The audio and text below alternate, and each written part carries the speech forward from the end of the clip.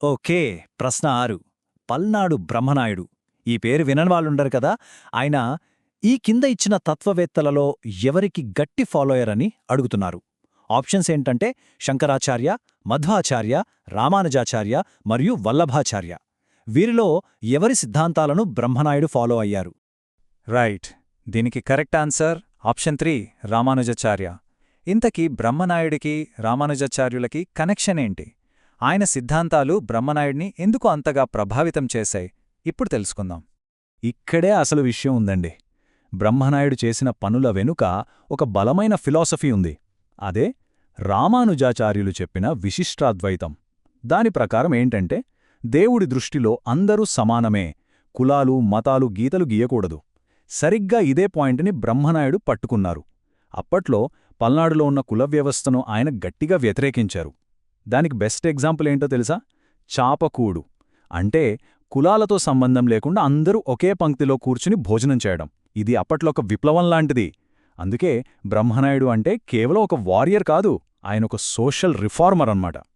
సరే, ఇప్పుడు 7వ ప్రశ్నకి వెళ్దాం. పల్నాటి యుద్ధానికి అసలు కారణమెవరు? చాలా స్ట్రేట్ ఫార్వర్డ్ క్వశ్చన్ ఇది. బ్రహ్మనాయుడా, బాలచంద్రుడా, నాగమ్మ లేక మాంచాల? ఈ నలుగురిలో ఆ భీకర యుద్ధానికి ఎవరు మూల కారణమయ్యారు? Correct answer Nagamma. ఆమె తెలివితేటలు, పట్టుదల చివరకు పల్నాటి యుద్ధానికి దారితీశాయి. అసలు ఏం జరిగిందప్పుడు? స్టెప్ బై స్టెప్ చూద్దాం రండి. చూడండి, పల్నాటి యుద్ధం వెనక చాలా లేయర్సున్నాయి. ఒకవైపు బ్రహ్మనాయుడి సంస్కరణలు, అంటే కొత్త ఆలోచనలు. మరోవైపు నాగమ్మ, పాత పద్ధతుల్నే నమ్మే సాంప్రదాయవాది. సో ఇది ఐడియాలజీల మధ్య జరిగిన గొడవ కూడా.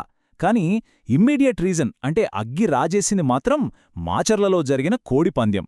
ఆ పంద్యంలో నాగమ్మ తన పొలిటికల్ స్కిల్స్తో బ్రహ్మనాయుడు వర్గాన్ని ఓడించింది.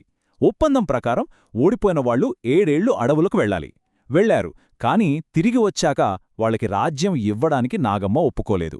ఇక అప్పుడే ఆ మహాసంగ్రామానికి రంగం సిద్ధమైంది. నెక్స్ట్ 9వ ప్రశ్న. ఇది చాలా సింపుల్ అండ్ డైరెక్ట్ క్వశ్చన్. వీరశైవ ఉద్యమాన్ని స్థాపించిన బసవేశ్వరుడు ఏ మతానికి చెందినవాడు? బౌద్ధమా, జైనమా, వైష్ణవమా లేక వీరశైవమా? ఆన్సర్ చాలా క్లియర్. ఆప్షన్ 4 వీరశైవం. ఎందుకంటే ఆయనే కదా దాన్ని స్థాపించింది. బసవేశ్వరుడు కేవలం ఆ ఉద్యమ ఫౌండర్ మాత్రమే కాదు, ఆయన ఆ టైంలో ఒక గ్రేట్ సోషల్ రిఫార్మర్ కూడా. రిలీజియన్ ద్వారా సొసైటీలో మార్పు తేవాలని గట్టిగా ప్రయత్నించారు.